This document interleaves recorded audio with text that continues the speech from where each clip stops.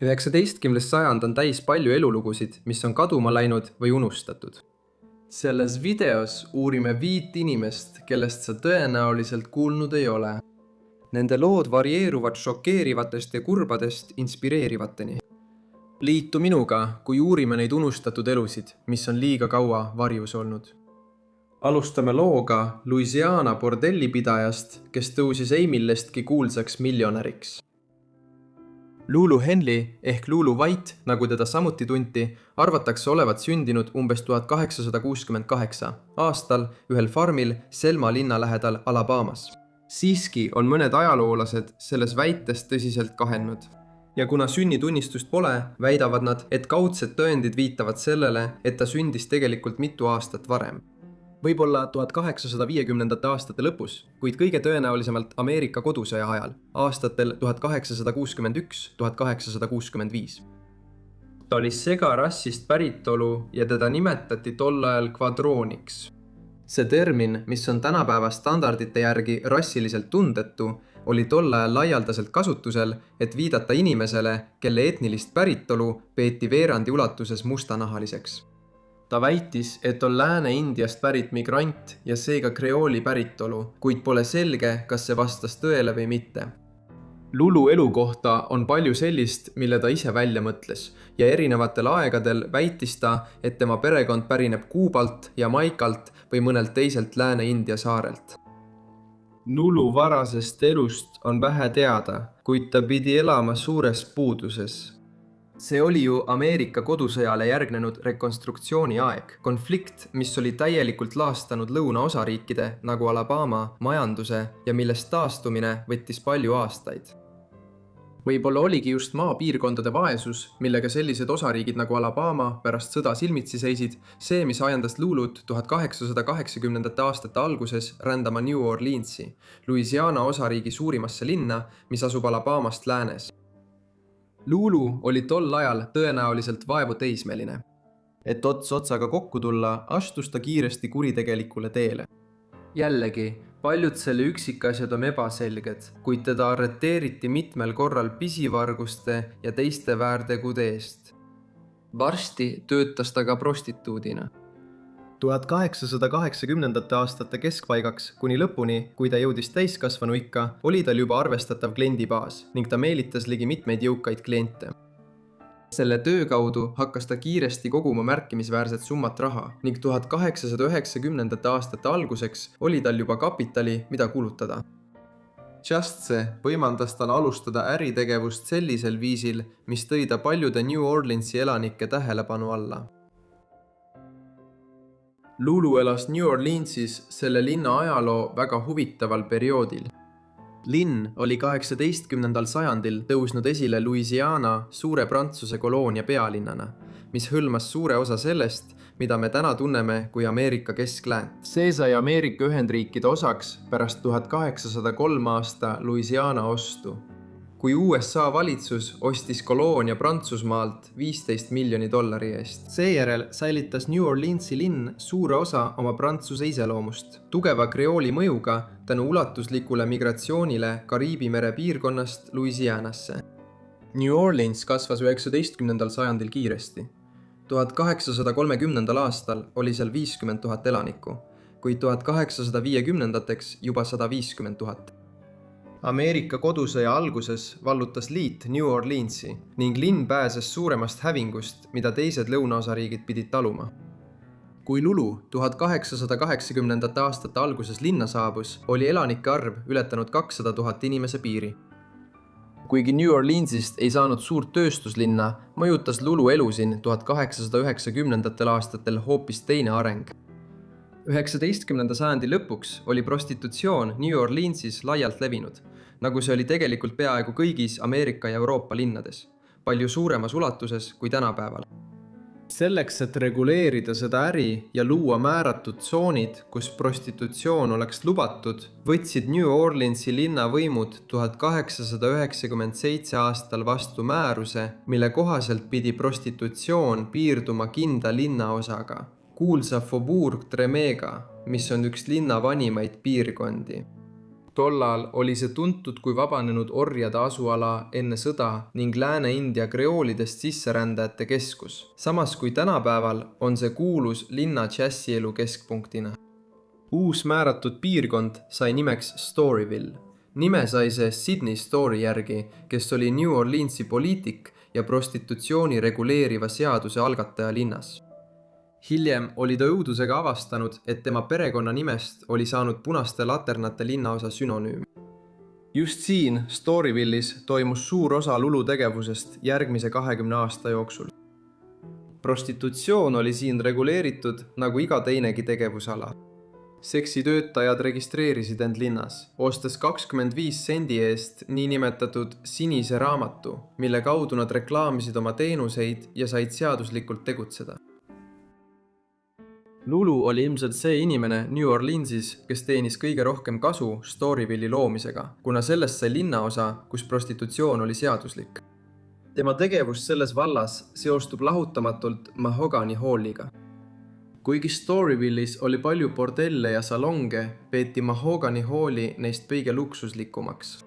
Aadressil 235 Basin Street asunud Mahogany Hall oli segarassiline bordell, kus töötas korraga umbes 40 prostituuti. Mahogany Hall ehitati Lula juhendamisel tohutu $40,000 suuruse kuluga. See oli 4-korruseline bordell, kus oli 15 tuba privaatsete vannitubadega ja 5 salongi.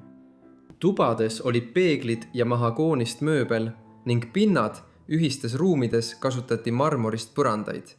Lisaks keerdtrepp ja isegi lift.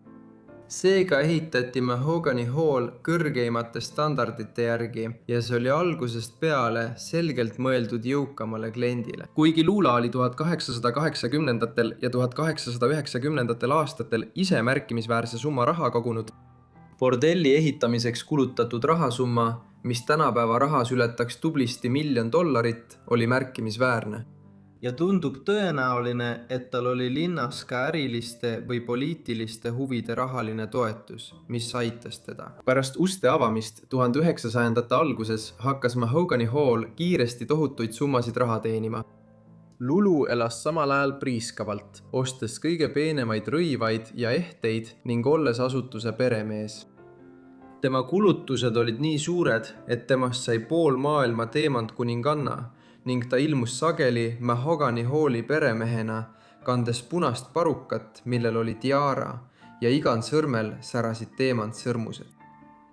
Mahogany Hallis pakutavaid teenuseid reklaamiti sinise raamatu ning eraldi punase raamatu ja brošüüride kaudu, mida jagati Lulu käsul. Nii leiamegi 1910. aastate alguses loetelu aadressil North Basin Street 235. kus iga selle aadressi kirje juures on Lulu nimi alati esikohal. Ja seejärel on loetletud Annie Stone, Emma Sears, Irene March, Corinne Valerie ja nii edasi. Lulu, kes selleks ajaks ise enam prostituudina ei töötanud, vaid oli ainult Mahogany Halli madam, muutis selle koha ka üheks tuntumaks džässiklubiks New Orleansis. 1900-ndatel ja 1910-ndatel esinesid Mahogany Hallis varajased džässipioneerid nagu Jelly Roll Morton ja Joel King Oliver, kellest viimane juhendas hiljem suurt Louis Armstrongi. Armstrong ise sündis selles naabruskonnas 1901 aastal ja jäädvustas hiljem Lulu bordellilaulu Mahogany Hall Stomp pealkirjas. Lulu äritegevus ja tegevused laienesid lõpuks kaugemale Mahogany Hallist ja prostitutsioonist. Näiteks 1912 aastal kasutas Lulu osa Mahogany Halli kasumist, et avada saluuni nimega Lulu White Saloon aadressil 1200 Bienville tänav Basin Streeti nurgal, vaid kiviviske kaugusel Mahogany Hallist. 1906. aastal suundus Lulu samuti mõneks ajaks läände, Californiasse. Seal demonstreeris Lulu oma teravat ärivaistu, investeerides tärkavasse filmitööstusesse, mis oli alles arengu algusjärgus, kohas nimega Hollywood, Los Angelese linna äärelinnas. Kuid kuigi ta oli märganud selle tööstuse potentsiaali, ei kandnud tema pingutused omandada üks suurimaid siin arendatavaid filmistuudioid vilja. Ta jäi ilma võimalusest, kuna äripartner, kes tegutses tema esindajana Californias pärast tema naasmist Louisianasse, reetis teda. Ebaõnnestumine omandada osalus ühes Hollywoodi suurstuudios 1900 aastate keskpaigas oli vaid esimene mitmest tagasilöögist, mida Lulu äriliselt 1900 ja 1910 aastatel koges. Lõpuks sulges valitsus Storyville'i Esimese maailmasõja ajal. Pärast Ameerika Ühendriikide sisenemist sõtta 1917 aastal suunas USA merevägi enamiku oma ressurssidest sadamalinnadesse nagu New Orleans. Sõjaminister Newton Baker hakkas muretsema, et prostitutsioon seal häiris Euroopasse suunduvaid vägesid. Nii survestas ta 1917. aasta lõpus linnavalitsust tühistama 1897 aasta seaduse, mis puudutas Storyville'i. Seega muutus prostitutsioon 1917 aastal New Orleansis taas sisuliselt põrandaaluseks tegevuseks. Mahogany Hall hakkas seejärel kiiresti allakäiku tegema, kuna selle äritegevus muutus ebaseaduslikuks. Hoone hakkas pidevalt allakäiku tegema ja lõpuks müüdi see 1929. aastal $11,000 eest, mis oli vaid murdosa $40,000, mille eest see oli ehitatud, eriti kui arvestada inflatsiooni. Luksuslik sisustus oli aastate jooksul ilmselgelt märgatavalt alla käinud, kuna uus omanik, kohaliku kaubamaja omanik, kasutas seda, mis oli olnud New Orleansi kõige peenem bordell oma poe laoruumina. See polnud Lulu ainus peavalu ärilisest vaatenurgast. 1919. aastal võttis Ameerika Ühendriikide kongress vastu Volsteadi seaduse, mis sillutas teed alkoholi keelustamisele Ameerikas 1920. aastal. Seega pidi Lulu teine suur äri, tema saluun Bienville tänaval, samuti 1920 aastal oma ärimudelit muutma. Ta muutis selle karastusjooke müüvaks asutuseks. Ilmselgelt ei leppinud ta uue olukorraga kergesti. Meil on Lulu arreteerimisfoto pärast tema arreteerimist 1920 aastal. Siin näeme naist, kes oli tõenäoliselt oma 50ndate lõpus või isegi 60ndate alguses, mis viitab sellele, et ta sündis tõepoolest enne 1868. aastat, nagu varem oletati. Kuid iga tagasilöök võib luua võimaluse. Nagu paljud teised endised saluunipidajad ja alkoholimüüjad, sai Lulu Henley'st 1920ndatel salapiirituse ajaja, tootes alkoholi peamiselt kangete jookide nagu rummi ja viski kujul illegaalsetest destillaatoritest New Orleansis ja laiemalt Louisiana osariigis. Kuigi tema äri ei olnud kaugeltki nii suur kui Al Capone Chicagos või Loch Luciano ja Maya Lengthy New Yorgis ja New Jersey's, sai Lulu keeluseaduse ajal Louisiana kuritegevusmaailmas oluliseks tegelaseks. Võimud jälgisid teda ning kuigi nad arreteerisid teda korduvalt ja esitasid talle süüdistusi salaviina vedamises ning lõbumaja pidamises, ei jäänud ükski süüdistus püsima ja ta suutis vältida pikemat vangistust. Täpselt, mis Lulu Henley'ga lõpuks juhtus, on nagu suur osa tema varasemast elust saladuse looriga kaetud. Mõned New Orleansi ajaloolased usuvad, et ta suri 1931 aastal teise endise linna bordellipidaja Willie Piazza residentsis. Siiski on selle kohta vastuolulisi tõendeid ning New Orleansi National Banki teller tunnistas hiljem, et Lulu White võttis 1941 aastal pangast suure summa välja. Kui mitte midagi muud, siis see tõestab, kuidas Lulu Henley sai üheks 20. sajandi alguse New Orleansi legendaarseks tegelaseks. Seevastu Mahogany Hall lammutati lõpuks 1940ndatel, kuigi Lulu saluuni esimene korrus Bienville'i tänaval seisab tänaseni samamoodi nagu siis, kui Mahogany Halli madam siin oma äriimpeeriumi rajas. Lulu enu on mitmel korral kujutatud popkultuuris.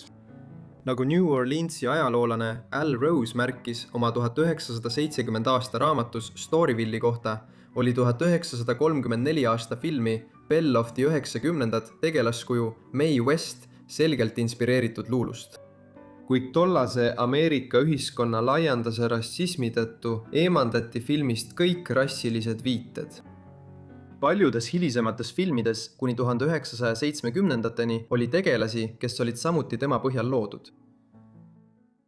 Meie järgmise loo jaoks läheme tagasi 19. sajandi Kongosse, kus noor mees viidi kodust ära ja pandi välja nagu loom.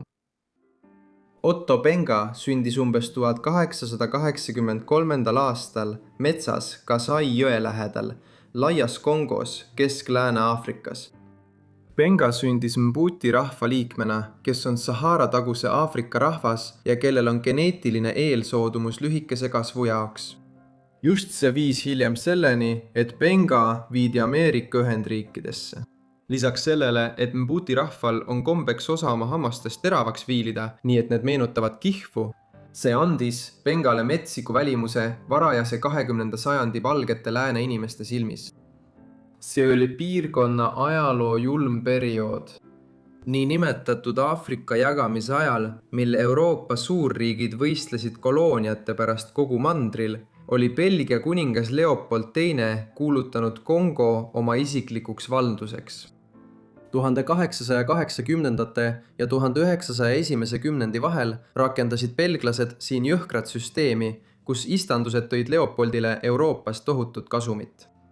Eriti nõuti väga palju kautšukit ja elevandiluud, mis saadi elevandi kihvadest. Kuid Leopoldi poolt koloonia haldamiseks loodud poolmilitaarne politseijõud nimega Force Publique kasutas äärmiselt jõhkraid meetodeid, sageli raiudes maha kvooti mitte täitnud kongolaste pead, kes olid sisuliselt orjastatud. Neil, keda süüdistati kautšuki või elevandiluu omastamises, raiuti käed maha. Töölaagrites olid tingimused samavõrd jõhkrad ja suremus oli erakordselt kõrge. Veerand sajandi jooksul mõrvati Leopoldi režiimi tõttu võib-olla koguni 1 miljon Kongo inimest. Benga oli ise selle veresauna ohver. Me teame vähe konkreetseid üksikasju, kuid ilmselt abiellus ta üsna noorelt, olles sisuliselt teismeline. Tema ja naine said kiiresti lapsi, kuid need mõrvati mingil hetkel 20. sajandi alguses Belgia režiimi poolt. Benger jäi ellu vaid seetõttu, et ta oli jahiretkel Mbuti hõimuga, kus ta pärit oli, kui beldlased tema küla ründasid ja tapsid tema naise ja lapsed. Seega oli Benga juba oma varases elus kogenud suurt traumat valgete lääne inimeste tegude tõttu, kuid ees ootas veelgi rohkem. 1903. aastal saabus Kongosse Ameerika ärimees ja maadeavastaja nimega Samuel Phillips Werner. Tema ilmumine sinna tõi Bengale kaasa rängad tagajärjed.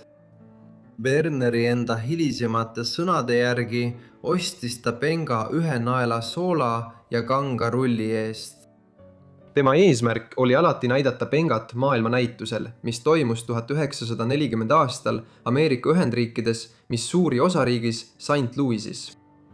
Werner oli spetsiaalselt palgatud Aafrikasse reisima, et tuua sealt nii nimetatud pügmee, keda tolleaegsed inimesed pidasid kääbustele sarnaseks inimliigi alamliigiks. Pärast Charles Darwini avastuste avaldamist mitu aastakümmet varem, kui tema murranguline uurimus liikide päritolust ilmus 1859 aastal, olid tolleaegsed inimesed väga huvitatud leidma oletatavaid puuduvad lülisid evolutsiooniahelas, tänapäeva inimeste ja primaatide, näiteks ahvide ja orangutanide vahel. Tolle aja tüüpilise rassistliku arusaama kohaselt uskusid inimesed sageli, et see pool arenenud primaat ehk pool inimene võib elada Aafrika metsikutes piirkondades. Mandril, mille kohta oli 19. sajandi lõpus ja 20. sajandi alguses veel väga palju teadmata. Mbuti rahvas, kellel oli väike kasv ja kihvad, köitis Werneri tähelepanu kui inimesed, keda oleks võimalik maailmanäitusel pidada pügmeedeks. Selle töö eest maksti Wernerile $8500, mis oli tolle aja kohta märkimisväärne summa, et ta hangiks maailmanäituse jaoks mitmeid selliseid haruldusi ja tooks need Ameerikasse, kus neid saaks näidata. Ta valis Benga tema füüsiliste omaduste tõttu. Ta oli vaid 150 centimeetri pikk ja kaalus veidi üle 45 kilo, olles piisavalt väike, et Ameerikas pidada teda pügmeeks. Lisaks avaldas Benga oma teritatud kihvade ja Kongost pärit kommetega muljet sadadele tuhandetele St. Louisi külastajatele. Omandanud Benga ja veel mitu inimest sisuliselt orjadena aastakümneid pärast seda, kui orjandus oli väidetavalt kogu läänemaailmas kaotatud, suundus Werner tagasi Ameerikasse. Järgmisel aastal, 1904 aastal, toimus maailmanäitus 30. aprillist 1904 kuni 1. detsembrini 1904.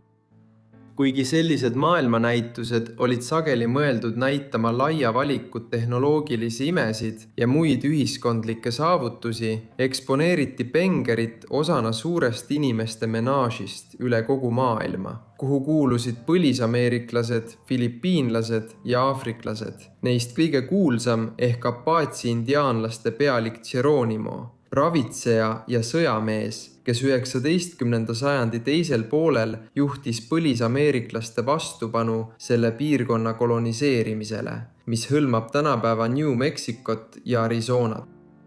Bengerit eksponeeriti siin pügmeena, kuid see pettus ja katse muutus peagi naerualuseks. Ajalehe juhtkiri märkis tol ajal, et me ei mõista päris hästi kogu seda emotsiooni, mida teised selle asja suhtes väljendavad. Otto Benga on meie andmetel oma rassilise hõimu normaalne esindaja, kelle aju on sama arenenud nagu teistel selle hõimu liikmetel. Seega, hoolimata Werneri ja messi korraldajate pingutustest kujutada 4 jalga ja 11 tolli pikkust Bengat kui kadunud lüli evolutsioonilises ahelas, ei olnud paljud täielikult veendunud. Benga ei suhtunud oma näitamisele St. Louisis kergekäeliselt ning on teateid, et ta osutas Wernerile ja oma vangistajatele vastupanu St. Louisi näituse ajal. Tõepoolest, tema ja teised aafriklased põhjustasid nii palju rahutusi, et ühel hetkel tuli korratuste mahasurumiseks appi kutsuda esimene Illinoisi rügement, mis oli osa Ameerika Ühendriikide sõjaväest. On selge, et Benga avaldus Geronimole selle tüli ajal muljet ning seepärast andis Apache pealik aafriklasele ühe oma noole otsadest austuse märgiks. Kui maailmanäitus St. Louisis hakkas lõppema, kahtles Werner, mida ta Bengaga peale hakkab. Alguses reisis ta koos paljude teiste Aafrikast maailmanäitusele toodud aafriklastega tagasi Aafrikasse. Aga tema aeg kodumaal oli rahutu. Ta abiellus kiiresti teist korda ja tema uus naine suri sama kiiresti, seekord mürgise maohammustuse tagajärjel. Pealegi ei suutnud Benger Aafrika eluga uuesti harjuda ja kui Werner asus teele tagasi Ameerikasse, tegi Benger kummalise otsuse temaga kaasa minna. Siin leidis ta lühikeseks ajaks tööd ja eluaseme New Yorgi Ameerika Loodusloo muuseumis. Kuid peagi tekkis siin vaidlus Werneri ja muuseumi kuraatori Henry Pampuse vahel palga üle, mida oli Benga jaoks küsitud. Püsivam lahendus näis aga olevat tekkinud New Yorgi zooloogiaühingu direktori pakkumise näol, mis vastutas peamiselt New Yorgi Bronxi loomaaia juhtimise eest. Kui sealne direktor William Hornaday pakkus Bengale tööd teatud Aafrika loomade eest hoolitsemisel, kuna Hornaday uskus, et Benga sobib nendega loomupäraselt hästi. Kuid üsna pea märkas Hornaday, et loomaaia külalised tundsid rohkem huvi Benga vastu kui nende loomade vastu, kelle eest ta hoolitses. Selle tulemusena otsustas ta teha Bengast eksponaadi. Eksponaadi esimene päev oli 8. septembril 1906 ja külastajad võisid leida Benga ahvimajast. Eksponaadi juures olnud sildil seisis Aafrika pügmee Ota Benga, vanus 23, pikkus 4 jalga, 11 tolli kaal, 103 naela. Toodud Kasai jõest, Kongo vabariigist, Kesk-Lõuna-Aafrikast, doktor Samuel P. Werneri poolt eksponeeritakse igal septembrikuu pärastlõunal. Bronxis vangistati Benga rauast puuri. See oli paigaldatud palju suurema aediku kõrvale, kus peeti loomaaia primaate. Siin oli vihje, et Benger oli veidi arenenum kui orangutanid ja ahvid, kelle kõrval ta elas. Siinsed tingimused olid julmad. Kuna Benger oli pärit Sahara tagusest Aafrikast, oli ta harjunud sooja kliimaga. Aga seda loomaaia osa hoiti meelega jahedana, sest külmad temperatuurid ärritasid primaate ja panid neid käituma viisil, mis äratas loomaaia külastajate huvi. Võib-olla oli ainus asi, mis Benga natukenegi õnnelikuks tegi see, et talle hakkas meeldima tark orangutan nimega Tohong, kes oskas trikke teha ja inimkäitumist jäljendada. Juba vangistuse algusest peale oli kõigile selgelt näha, et Benga oli oma olukorra üle väga rahulolematu. Tollased ajaleheartiklid kirjeldasid, kuidas ta vaatas loomaaia külastajaid ähvardavalt. Siiski kaitses loomaaia direktor William Hornaday otsust paigutada penga sinna, väites, et see oli sarnane inimeste näitustega, mida 19. sajandil Euroopas korraldati. Kuigi Hornaday kaitses oma otsust näidata pengat pronksi loomaaias, tekitas Umbuti hõimuliikmete ilmumine seal peagi poleemikat. Kui sellest teada saadi, esitasid Afroameerika vaimulikud ja teised huvitatud isikud New Yorgis ja kaugemalgi proteste loomaaia ametnikele ning teistele linnaametnikele. Eriti mõjusad olid pastor James M. Gordoni, Brooklyni Howardi värviliste orbude kodu juhataja kriitikad. Ta andis peagi New Yorgi linnapeale George B. McClellan Juniorile mõista, et Bengeri olukord oli ebainimlik ja reetmine mustanahaliste ameeriklaste suhtes. Seetõttu eemandati Benger hiljem 1916. aastal pronksi ekspositsioonilt. Tema kannatused ei lõppenud aga sellega. Kuigi Benger soovis naasta oma kodumaale Aafrikasse, ei suutnud ta selleks rahalisi vahendeid ega võimalusi leida. Seetõttu veetis Benger järgmised mitu aastat erinevates kohtades Ameerika Ühendriikides, leides aeg-ajalt tööd. Esmalt töötas ta pronksi loomaaias, kuni tema edasine viibimine seal peeti sobimatuks. Seejärel anti ta Gordoni hoolde ja paigutati Brooklyni lastekodusse, mida Gordon juhtis. Lõpuks 1910. aastal korraldas Gordon asjad nii, et Benger sai alustada tööd tubakaistanduses Virginias. Selleks, et ta oma ümbrusest tavalisem välja näeks, korraldas Gordon sel ajal Bengerile kihvade katmise. Selleks ajaks oli ta ka inglise keele selgeks õppinud. Siiski jäi Bengeril soov koju naasta endiselt tugevaks ning just tema lootusetus selle võimatuse ees põhjustas talle elu viimase tragöödia. Benger oli juba mitu aastat plaaninud koju naasta, kui 1914. aasta suvel puhkes üle Euroopa Esimene maailmasõda. Kui see juhtus, muutusid Atlandi-ülesed laevaliinid ohtlikumaks ja mitte hädavajalikud reisid peatati sageli. Seetõttu oli vähe lootust, et Benga suudaks lähitulevikus leida võimaluse Ameerikast Kongosse sõitmiseks. Tema meeleheide viis enesetapuni. 20. märtsil 1916, umbes 33-aastaselt, sooritas Benga rituaalse enesetapu. Ta süütas tseremoniaalse lõkke, eemandas hambakroonid, mis olid talle paigandatud mitu aastat varem ja tappis end püstolilasuga rindu. Ta maeti tähistamata hauale Lynchburgis, Virginias. Otto lugu on üks neist, mis võtab kokku selle aja paljud julmused. Ajastu, mil eurooplased ja ameeriklased püüdsid saavutada teaduslikumat arusaama evolutsioonist ja maailmast, kuid mille käigus nad panid toime suuri kuritegusid selliste inimeste vastu nagu Benga, väidetav pigmee. Tema lugu iseloomustab hästi, kui ebainimlikud need näitused olid ja milliseid tagajärgi need võisid kaasa tuua. 1920 nädatel oli New York kuritegevuse ja allilmadegelaste tõmbekeskus. Üks selline naine, kes sai New Yorgis suure läbimurde, oli Stephanie St. Clair, kuid kõik ei läinud tal sugugi libedalt. Stephanie St. Clairi sünni ja varajase elu asjaolud ei ole täiesti selged, kuid arvatakse, et ta sündis Kariibi mere Guadeloupe'i saarel 1897 aasta jõuluõhtul. Ta oli Aafrika päritolu ja tema ema arvatakse olevat naine nimega Felicien, kuid tema isa kohta ei ole midagi teada. Vaatamata sellele, et Felicien oli üksikema ja tõenäoliselt tagasihoidliku taustaga, töötas ta kõvasti ning suutis oma tütre kooli saata, mis tähendas, et Stephanie oli paremini haritud kui paljud tema tulevased kriminaalsed rivaalid Ameerikas. Hiljem oma elus töötas ta välja loo, milles väitis, et on tegelikult pärit Prantsusmaalt, kuid see oli lihtsalt St. Clairi enda enesemütologiseerimise osa. Mõned allikad väidavad, et kui St. Clair oli varastes teismeaastates, pidi ta koolist lahkuma, et hoolitseda oma väga haige ema eest. Ta töötas sel ajal, kogus raha ning pärast ema surma lahkus ta lõpuks väikeselt saarelt, kus ta oli üles kasvanud ja suundus Montreali. Mis iganes olid täpsed üksikasjad tema sünni ja lapsepõlve kohta, on teada, et lõpuks asus ta 1910. aastatel teele Ameerika Ühendriikidesse. See võis juhtuda juba 1911 aastal, kui ta oli vaevu teismeline, või siis Esimese maailmasõja järel.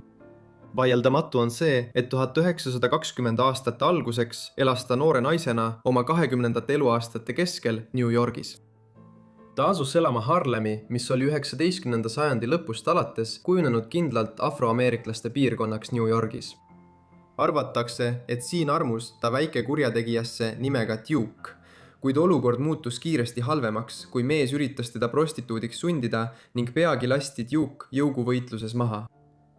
Mõni kuu hiljem oli St. Clair'ol väidetavalt uus poissõber nimega Ed, kellega ta hakkas narkootikume müüma. Mõne kuu pärast oli ta teeninud umbes $30,000 ja soovis Edist lahku minna. Kui ta sellest Edile rääkis, üritas Ed teda kägistada, kuid ta tõukas Edi nii jõuliselt eemale, et mees lõi pea vastu lauda, murdis kolju ja suri varsti pärast seda. Suurem osa sellest spekulatsioonist St. Clair'i varase elu kohta pärineb Raphael Convilloni biograafilisest romaanist Madame St. Clair, Reine de Harlem, ehk inglise keeles Madame St. Clair, Queen of Harlem. Kui palju sellest tõele vastab, on ebaselge, kuid kindel on see, et ta liitus 40 varga jõuguga, 100 vanuse kuritegeliku grupeeringuga linnas, mille juured ulatusid 1820 ning peagi hakkas ta tegelema ebaseadusliku hasartmänguga. Stephanie St. Clair sai kurikuulsaks oma osaluse tõttu nunnanedi numbrimängus ehk numbriloteris.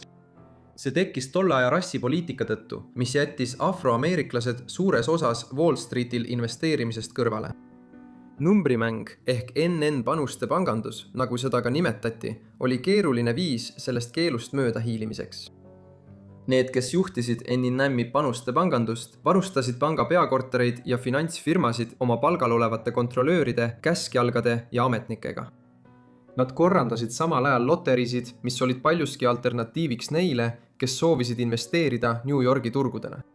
Inimesed täitsid loteriisedelid või panustamissedelid, mida pakkusid numbrimängu korraldajad. Seejärel viidi need sedelid pankadesse ja finantsasutustesse, kus numbrimängu jooksjad investeerisid teatud summasid teatud asjadesse, sõltuvalt loteriisedelitel olevatest andmetest. Nii said Harlemis elavad inimesed, kes 1920. aastatel kogesid suurt majanduslikku õitsengut, investeerida raha New Yorgis nii, et linna finantsoperatsioonide juhid ei saanud kunagi teada, kes raha investeeris. Teised lihtsalt panustasid sellele, millised saavad olema päeva finantstulemused Wall Streetil ja pankades. Kui võimud oleksid kunagi seda uurinud, oleksid need, kes numbritäri juhtisid, väitnud, et nad korraldavad süütud kogukonna loteriid. See numbritäri oli suuresti hasartmäng, mis põhines New Yorgi finantssektoril ja oli tolleaegsete seaduste järgi ebaseaduslik. St. Clair hakkas end kehtestama Harlemis numbritäri tegijana alates 1920. aastate algusest, kuigi pole täpselt teada, kuidas ta oma esialgse algkapitali kogus. Võib-olla oli see tema ajast narkoäris, aga me ei saa kindlad olla. Tema kaasaegsed kirjeldasid teda kui ülbet, kuid peenet ja haritud naist, kellel oli äge iseloom, mida ta sageli oma rivaalide peale välja elas. St. Clair'i isiksus aitas tal selles äris edu saavutada ja 1920 aastate keskpaigaks teenis ta korralikku sissetulekut, võttes protsendi kogu numbrite äris panustatud rahast. Ta korraldas ka mitmeid loteriiversioone. Üks populaarsemaid oli loterii, kus kasutati numbreid, mis tõmmati iga päev New Yorgi arvelduskeskusest. Need, kes panustasid St. Clair'i juures, panustasid numbrile vahemikus 1 kuni 999. Panused olid tavaliselt väikesed.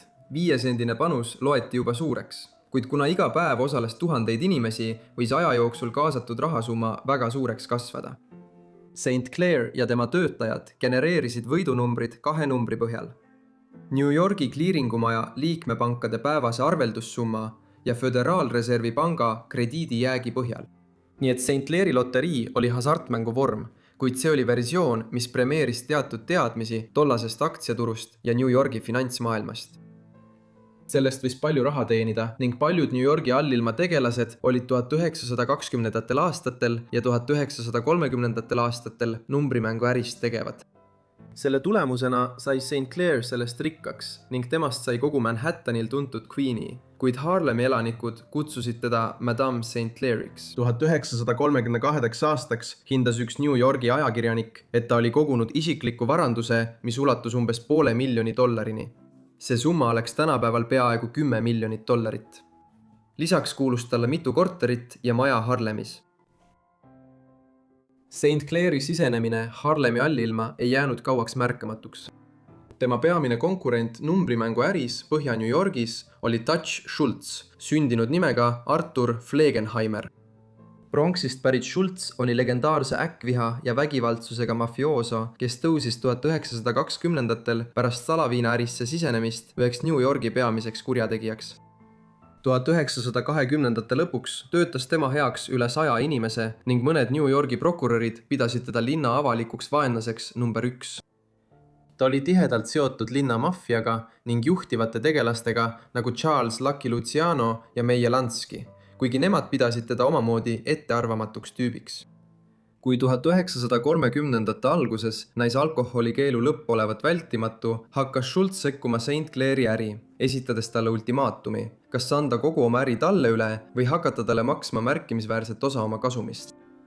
Paljud teised olid Schultzi survele alla andnud, kuid St. Clair polnud üks neist. 1930-ndate alguses hakkas Stefani organiseerima oma alles jäänud kliente intensiivseks vastupanuks Schultzile. Kui nad said teada, et Harlemi poe juhatajad ja teised ärimehed koguvad Schultzi jaoks panuseid, astusid nad neile jõuliselt vastu, sisenesid nende poodidesse ja laamendasid seal, korraldades hirmutamiskampaania. Madame St. Clair pani isegi Harlemi ajalehtedesse kuulutusi, julgustades elanikke mängima musta peale, millega ta mõtles, et nad ei paneks oma raha Schultzi juurde, vaid toetaksid teda kui kohalikku mustanahalist naist. Schultz vastas kiiresti St. Clairi vastu suunatud hirmutamiskampaaniaga, mis paisus kiiresti inimröövideks ja mõrvadeks. Isegi Stefani pea peale pandi välja pearaha, mis sundis St. Clairil Harlemis kasutama mitmeid varjupaiku. Selle jõhkruse kampaania haripunktis pidi St. Clair ühel korral Schultzi meeste eest pääsemiseks peituma söehunniku alla. Selle tõttu hoidis ta madalat profiili ja andis oma kuritegeliku äri üle oma peamisele jõumehele Ellsworth Bumpy Johnsonile. Konflikti lõpuks oli tapetud üle 40 inimese. Lõpuks lõppes konflikt St. Clairi ja Dutch Schultzi vahel Stefani võiduga. Kuid see tulenes pigem 1930-ndate New Yorgi keerulise allilma poliitika ettearvamatust iseloomust kui millestki, mida St. Clair ise suutis teha. Schultzi ja Lucky Luciano, kes oli alates 1920-ndate lõpust New Yorgi Itaalia maffia juht, suhted olid alati pingelised ning olukord jõudis haripunkti, kui Schultz eiras Luciano juhitud komisjoni otsest käsku. Sel ajal esitas Thomas Dewey, New Yorgi linna vanem eriprokurör, Schultzile süüdistuse pettuses ja maksudest kõrvalehoidmises, mistõttu Schultz kavandas tema tapmist. See juhtus hoolimata sellest, et maffiakomisjon hoiatas teda selle eest, kuna nad kartsid, et Dewey tapmine tooks kaasa ulatusliku mahasurumise. Selle tulemusena otsustas komisjon, et Schultz tuleb peatada. 23. oktoobril 1935 tulistati teda, kui ta istus tualetis ühes New Yorki restoranis New Jersey's. Ta suri saadud vigastustesse järgmisel päeval. Kui ta surivoodil lamas, saatis St. Clair Schultzile telegrammi, milles kirjutas: "Nagu on su hing, nõnda sa lõikad", ja allkirjastas selle kui Madame Queen of Policy. Väidetavalt jõudis see telegramm pealkirjadesse üle kogu riigi. Kuigi tal oli olnud konflikt Dutch Schultziga, oli St. Clair olnud aeg-ajalt ka vastasseisus New Yorgi õiguskaitseorganitega. See oli tingitud nii tema osalemisest numbrimängu äris kui ka tema aktiivsest tegevusest Harlemis. 1920. aastate lõpuks oli ta hakanud paigutama kuulutusi kohalikes ajalehtedes, mille eesmärk oli teavitada afroameeriklasi nende õigustest juhuks, kui politsei neid ahistab või arreteerib. See viis lõpuks selleni, et temast sai kogukonna juht. Need kaks asja koos tegid Stefaniast New Yorgi politseikampaania sihtmärgi ja 1929 aasta detsembris arreteeriti ta lõpuks. Lõpuks mõisteti Stefania süüdi hasartmängudes ja teistes kuritegudes ning talle määrati 8 kuud parandusasutuses, kus ta pidi tegema rasket tööd. St. Clair tuli 1930 aasta lõpus parandusasutusest välja otsustanud New Yorgi korrakaitsjatelt kätte maksta. see oli just sel ajal, kui kohtunik Samuel Seabury juhtimisel algatati uurimiste seeria, mille eesmärk oli paljastada korruptsioon New Yorgi poliitikas, politseis ja kohtusüsteemis.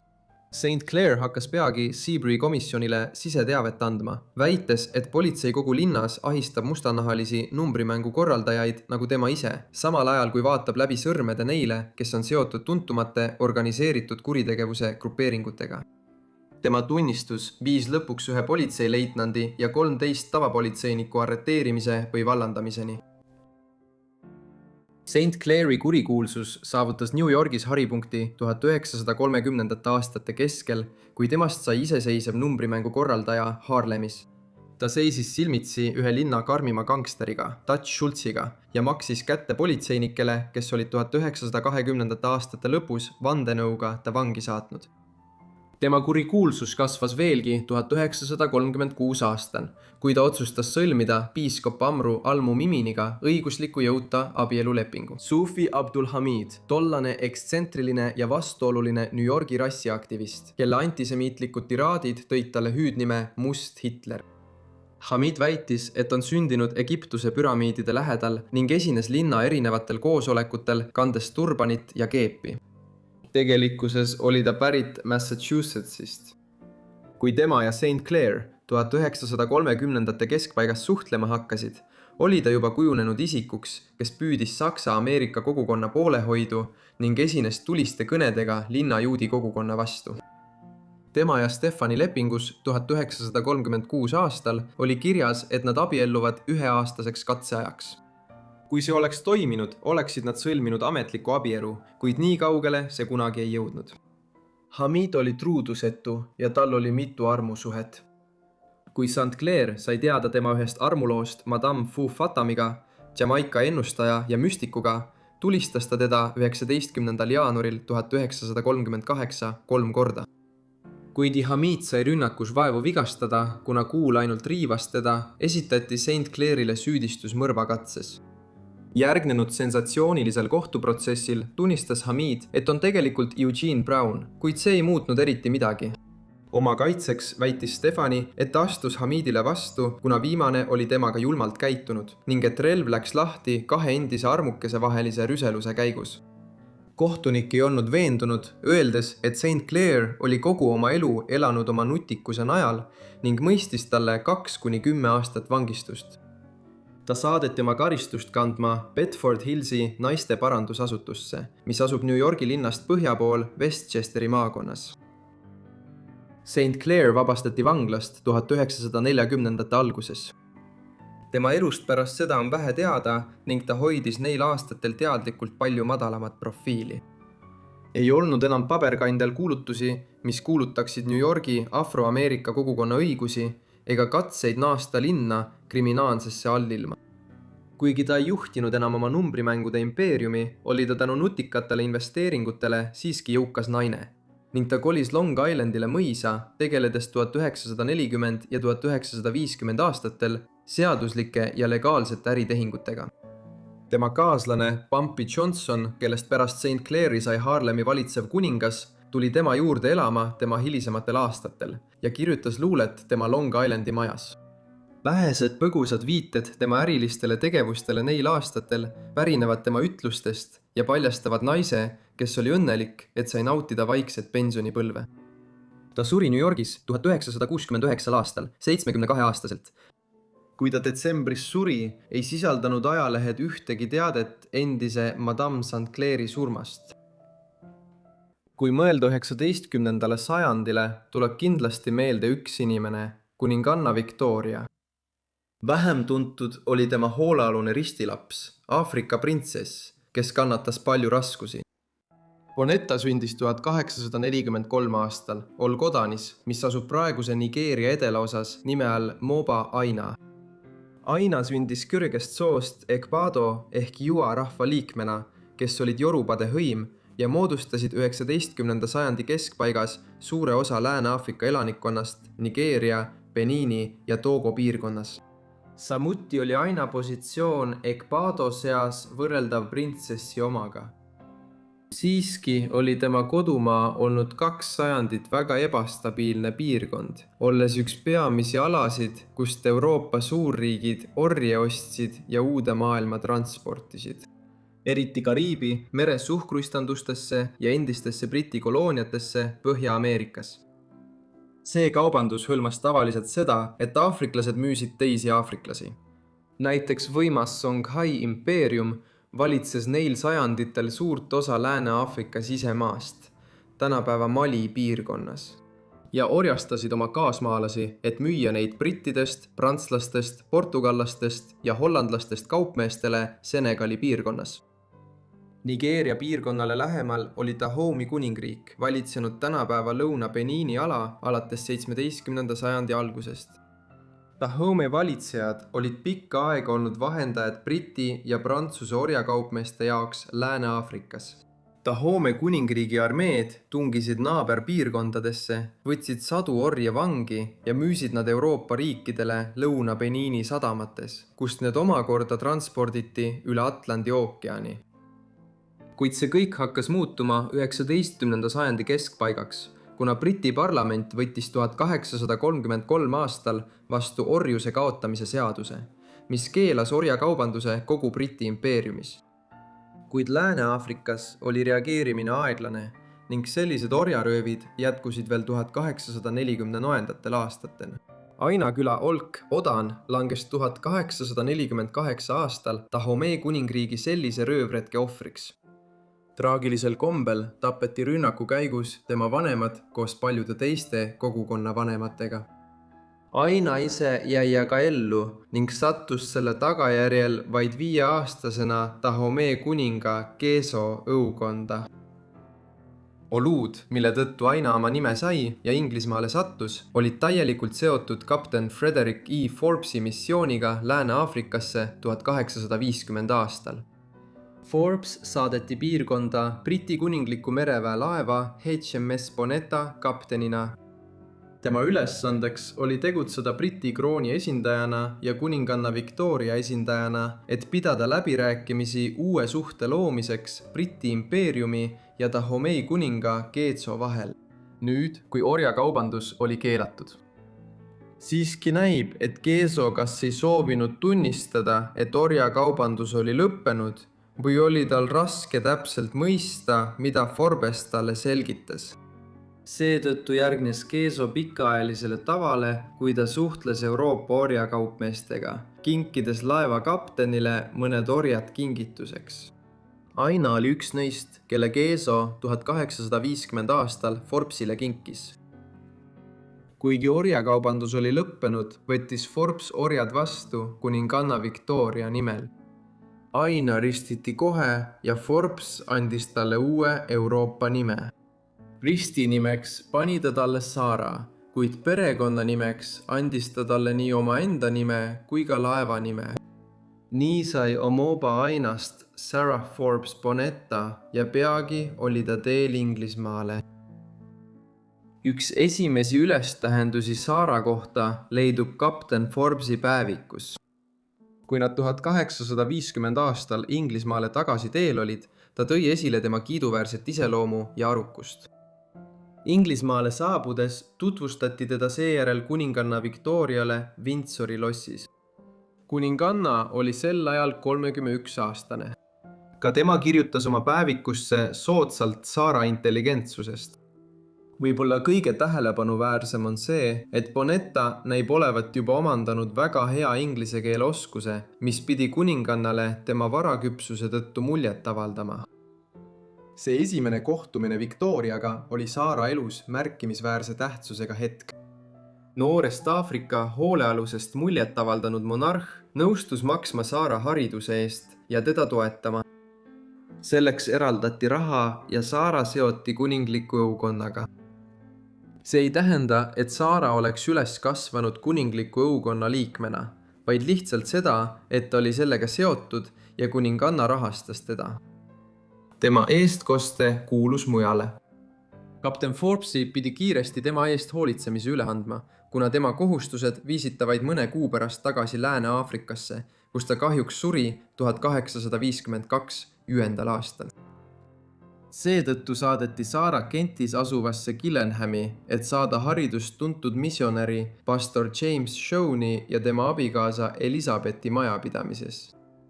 Siiski kohtus ta regulaarselt kuningannaga. Kui ta esitati talle 1851 aasta jaanuaris, oli see 4. kohtumine kuninganna Victoria ja tema noore Aafrika hoolealuse vahel. Sarah järgmist elu. 1850. aastatel tuleb mõista 19. sajandil Briti missionitöö kontekstis. Pärast orjanduse kaotamist hakkas Inglismaal reformiringkondades üha enam levima seisukoht, et Aafrika rahvaid ei peaks ostma ega müüma orjadena, vaid neid tuleks tsiviliseerida ja õpetada neile tsiviliseeritud kristliku elu eeliseid nagu eurooplased. Sellise kristjaniseerimise ja missionäritöö liikumise eesotsas olid isikud nagu pastor Joan. Kuna Sarah oli Aafrika tüdrukuna nii hästi kohanenud eluga Inglismaal, peeti teda kellekski, keda võiks harida ja koolitada ka ise missionäriks. Kui ta saadetaks tagasi Aafrikasse tööle koolidesse ja teistesse asutustesse, mida Briti missionärid tema kodumaal rajasid, võiks ta osutuda suureks väärtuseks kristjaniseerimise ja missionäritöö liikumisele. Kuninganna Victoria oli sellest kindlasti teadlik. Tal oli põhjalik teadmine tööst, mida Aafrikas tegutsevad missionärid tegid. Soov saata Sarah tagasi Lääne-Aafrika missionäride juurde süvenes mure tõttu, kuidas Inglismaa kliima teda mõjutab. 1851 aastal, umbes 8-aastaselt, tekkis tal tugev köha ja seetõttu otsustati ta tagasi Aafrikasse saata. Seega veetis Sarah järgmised 4 aastat, kuni 1855. aastani Freetownis, mis asub praeguses Sierra Leones, Julia Emily Sassi juhitud Annie Walsh Memorial Schoolis õppides. 1855. Aasta lõpus, kui Sarah oli 12-aastane, naasis ta Sierra Leonest Inglismaale. See oli veel ühe kohtumise puhul kuningannaga. Märgiks kuninganna kiindumusest tema vastu on see, et ta nimetas oma noort hoolealust hellitavalt Salliks. Tõepoolest, mõned aastad hiljem osales Sarah isegi Victoria tütre Alice'i ja Hesse suurhertsogi Louis IV pulmas. 1850. aastate keskpaigas tuli langetada otsus tema edasise elu kohta, kuna leiti, et tema algõpe oli lõpetatud ja ta ei naase Sierra Leonesse. Selle tulemusena anti Sarah 1850. aastate teisel poolel proua Sophia Welshi hoole alla, kelle juures ta elas Brightonis, Ida-Sussexis, Inglismaa lõunarannikul. Nendel aastatel saavutas Sarah Inglismaal väikese kuulsuse kui omapärane Aafrika printsess, kelle kuninganna Victoria oli oma hoole alla võtnud ja kelle kohta räägiti, et tal on suur intelligents. 1860 aastate alguses kohtus Sarah ühel seltskonnaüritusel Inglismaal James Pinsoniga, Labulo Davis, Aafrikas sündinud kaupmees, kes oli anglitseerinud oma nime ja kogunud märkimisväärse varanduse, kaubeldes Inglismaa ja Lääne-Aafrika vahel. Oma kaubanduslike ettevõtmiste käigus oli ta saanud silmapaistvaks isikuks ka Briti missionäride ringkondades, nii seal kui ka Inglismaal. Davis võttis nüüd ühendust kuninganna Victoriaga, et väljendada oma huvi Mary ja Sarah vastu, mida kuninganna pooldas hoolimata nende vanuse vahest. Davise palvel oli Sarah umbes 18-aastane, samal ajal kui ta ise oli 33-aastane lesk. Seetõttu on mõningaid märke, et Sarah ei olnud selle abieluga täielikult rahul. Sellegipoolest abiellusid nad 14. augustil 1862 Brightoni Püha Nikolause kirikus. Sobivalt viis pulmatseremoonia läbi Sierra Leone piiskop. Pärast abiellumist kolisid vastabiellunud Aafrikasse. Nad asusid elama Sierra Leone pealinna Freetowni, kus Sarah oli aastatel 1851 kuni 1855 4 aastat elanud ning peagi said neist värsked lapsevanemad. 1863 aastal sündis tüdruk, kellele pandi nimeks Victoria kuninganna järgi. Veel üks märk monarhi ja Saara lähedasest seosest oli see, et kuninganna nõustus olema lapse ristiema. Lisaks esitles Saara 1867 aastal Inglismaale naastes 4-aastast tütart kuninganna Victoriale. Järgnevatel aastatel sündis veel 2 last. 1871 aastal sündis Arthur ja 2 aastat hiljem, 1873 aastal, tervitas Davisi perekond veel üht tütart, Stellat. Siiski halvenes Saara tervis sellel perioodil. Mingil hetkel nakatus ta tuberkuloosi. See nakkushaigus oli eriti laialt levinud kogu maailmas 19. sajandil ning sellele polnud tõhusat ravi. Parimaks raviks peeti eluviisi mõõdukaks muutmist ja soodsas kliimas elamist, kuna haigus mõjutab eelkõige kopse. Seetõttu kolis Saara 1870. aastatel mingil hetkel Madeirale, saarele Aafrika looderanniku lähedal, mis kuulus tol ajal ja kuulub ka praegu Portugali koosseisu. Siin oli kliima soodsam kui Sierra Leones. Tundub, et temaga liitus kõhklevalt ainult tema abikaasa, kelle ärilised huvid olid raskustes, samal ajal kui tema vanim laps Victoria elas selleks ajaks juba Inglismaal ja õppis Gloucestershire'is Cheltenhami kolledžis. Kahjuks suri Saara tuberkuloosiga seotud tüsistuste tõttu Madeira saarel Funchali linnas 15. augustil 1880, olles umbes 37-aastane. Püsivat sidet Saara ja kuninganna vahel näitab asjaolu, et Saara tütar oli valmistumas kuningannat külastama, kui talle Inglismaal augusti lõpus teatati, et tema ema oli Madeiran surnud. Nii olid 30 aastat pärast seda, kui kuninganna Victoria oli oma päevikusse kirjutanud esimesed muljed Saarast, sidemed monarhi ja Nigeeriast pärit tüdruku vahel endiselt väga tugevad.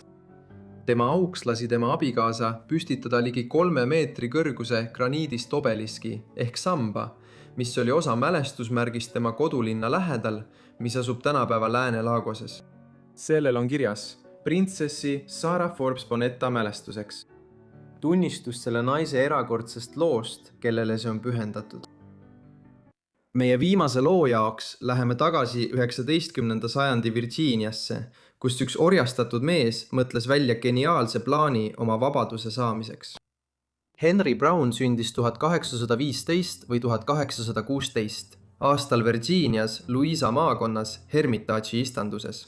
Tema varasest elust on vähe teada peale selle, et ta oli sünnist saadik orjastatud ja mõned üksikasjad tema perekonna kohta. Oma autobiograafias Henry Box Browni elulugu tema enda kirjutatuna mainis ta, et tal oli vend ja õde ning ta meenutas oma vanemaid soojalt.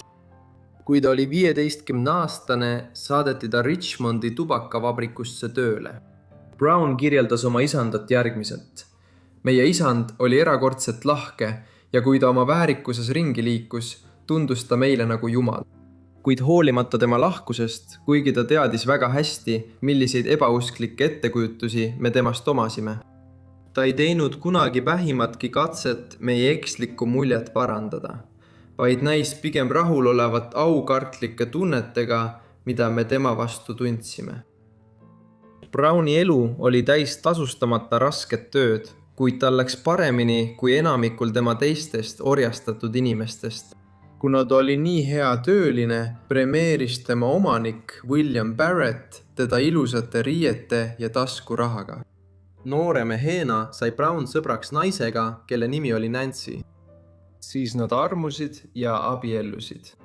Koos on neil 3 last, kes kõik sündisid orjastatuna, sest lapse staatus järgnes ema staatusele.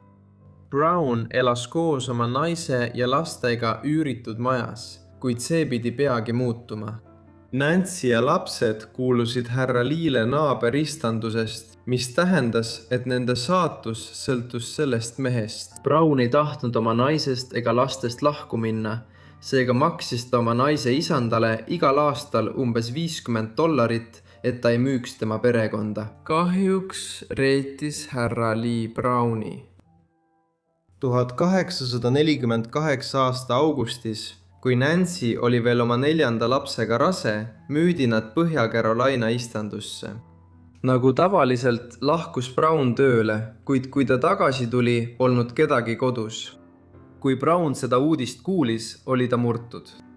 Tal polnud mingit võimalust neid päästa ja ainus, mida ta sai teha, oli oma perekonna pärast nutta.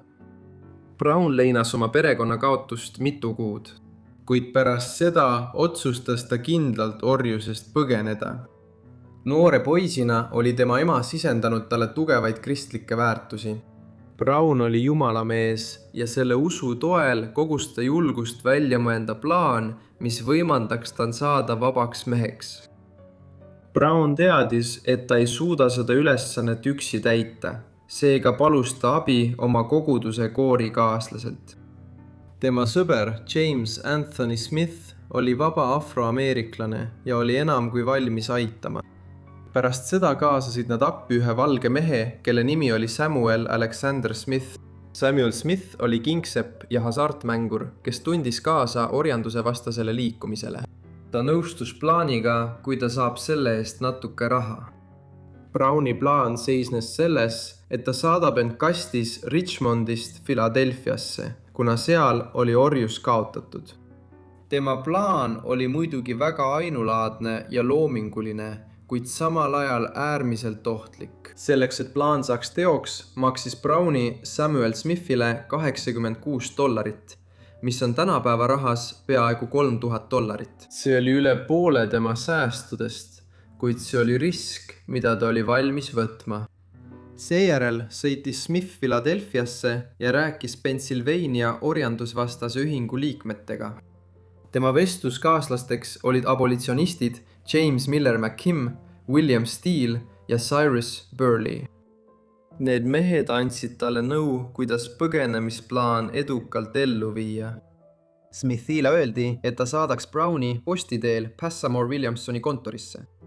See oli sellepärast, et Williamson oli abolitsionist ja Pennsylvania orjanduse vastase ühingu sekretär ja selle valvsuskomitee liige.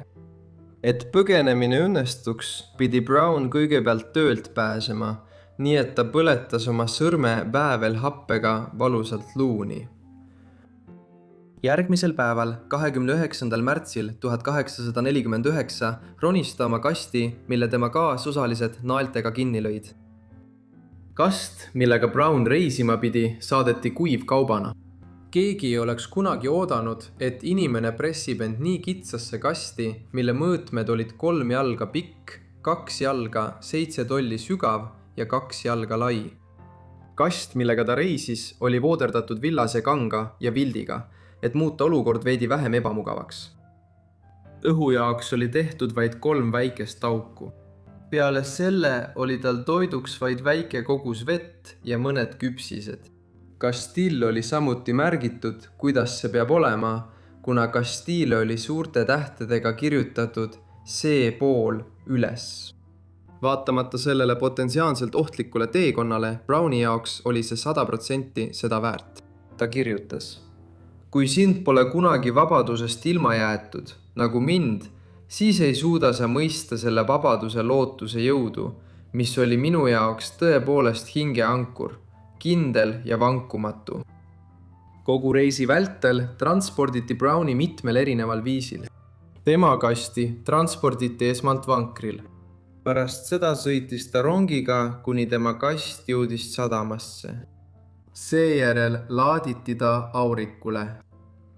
Kui see teekonna osa oli lõppenud, pandi ta teisele vankrile, mis viis ta järgmise rongini.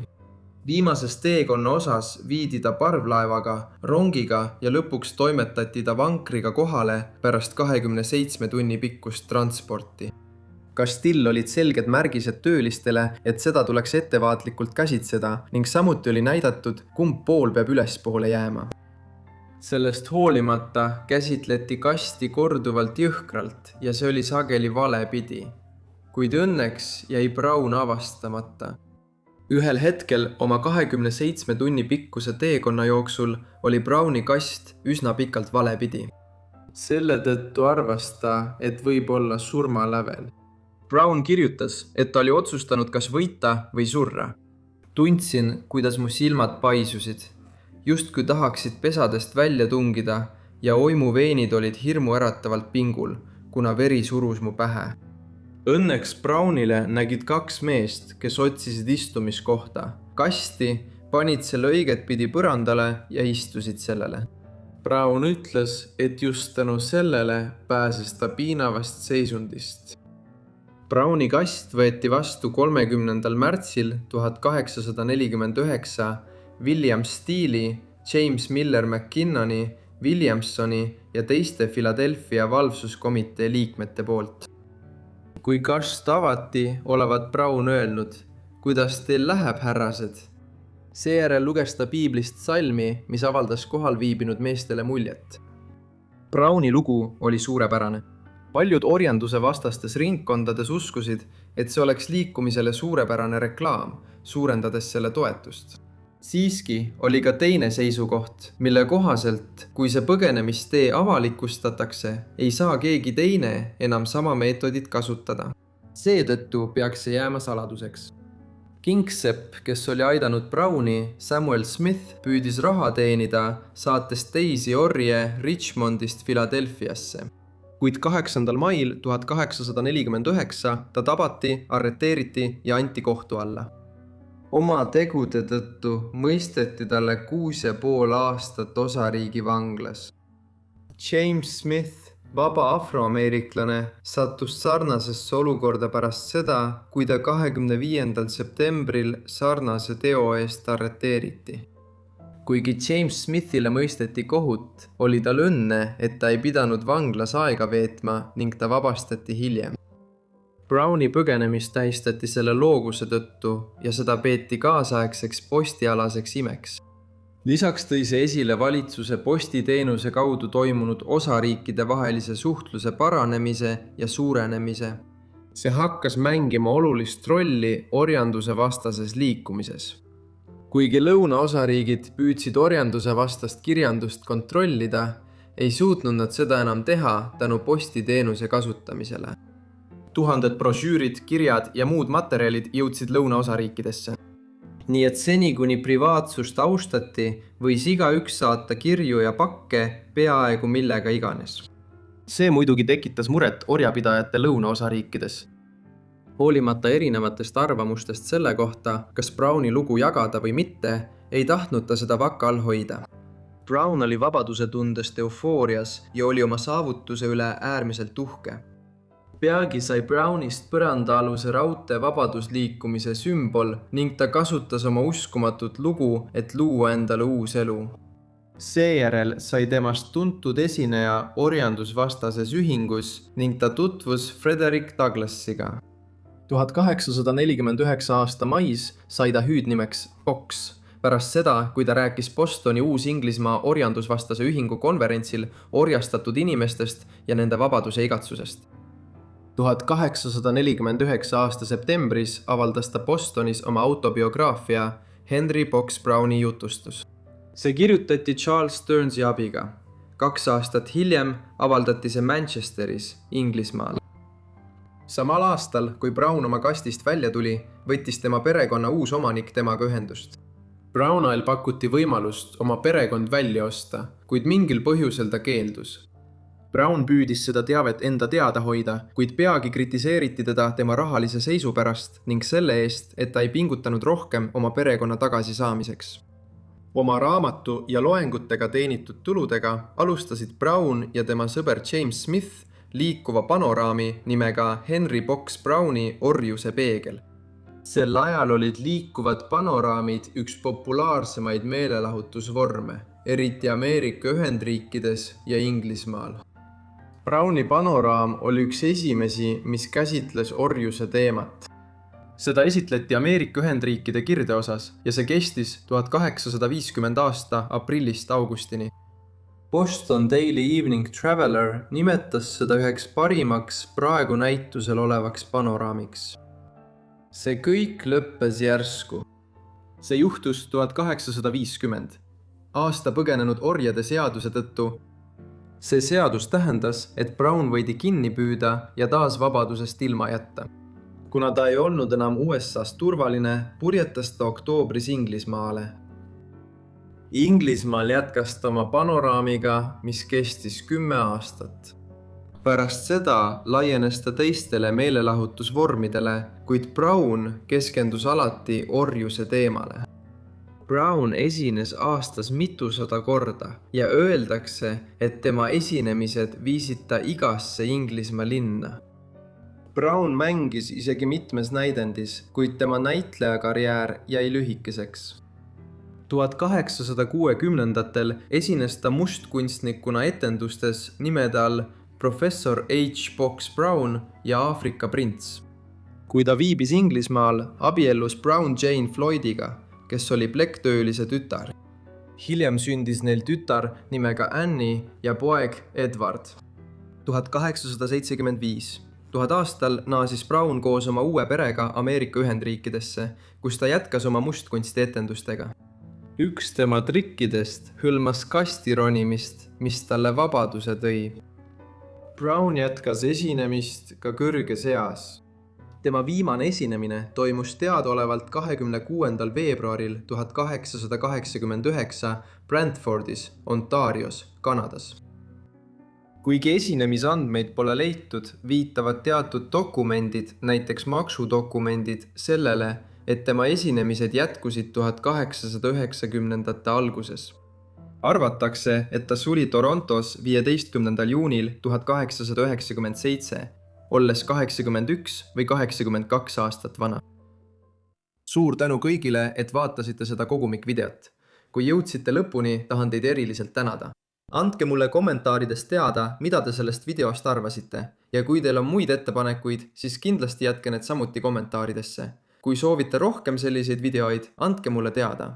Igatahes ma loodan, et te olete juba tellinud minu kanali ja teil on märguanded sisse lülitatud, et saada kõik minu videod kohe, kui ma need üles laen. See on kõik minu poolt, nii et kohtume järgmises unustatud elu videos. Aitäh!